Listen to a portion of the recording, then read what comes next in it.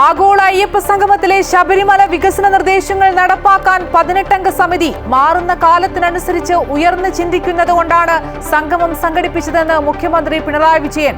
മുഖ്യമന്ത്രി എത്തിയത് കപടഭക്തനെ പോലെയെന്ന് പ്രതിപക്ഷം. സംഗമത്തിന് പമ്പയിൽ സമാപനം.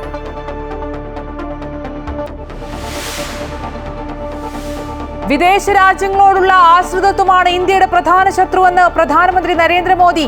മറ്റ് രാജ്യങ്ങളെ ആശ്രയിക്കുമ്പോഴും പരാജയം കൂടുമെന്നും ഇത് മറികടക്കാനാണ് ആത്മനിർഭർ ഭാരതമെന്നും പ്രധാനമന്ത്രി.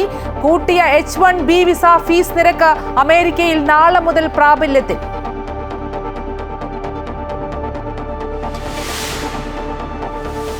സംസ്ഥാനത്ത് ഒരാൾക്ക് കൂടി അമീബിക് മസ്തിഷ്ക ജ്വരം. മലപ്പുറം കാരക്കോട് സ്വദേശിയായ 13-കാരൻ കോഴിക്കോട് മെഡിക്കൽ കോളേജ് ആശുപത്രിയിൽ ചികിത്സയിൽ.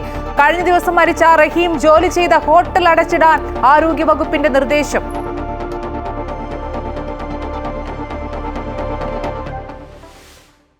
ആലപ്പുഴ കായംകുളത്ത് കെട്ടുകാഴ്ച നിർമ്മാണത്തിനിടെ കാൽ വഴുതി വീണ് തൊഴിലാളി മരിച്ചു. മരിച്ചത് കറ്റാനം കണ്ണനാംകുഴി സ്വദേശി രവീന്ദ്രൻ. തിരുവനന്തപുരം നെയ്യാറ്റിങ്കര കുന്നത്തുകാലിൽ തെങ്ങ് വീണ് തൊഴിലുറപ്പ് തൊഴിലാളികളായ 2 സ്ത്രീകൾക്ക് ദാരുണാന്ത്യം.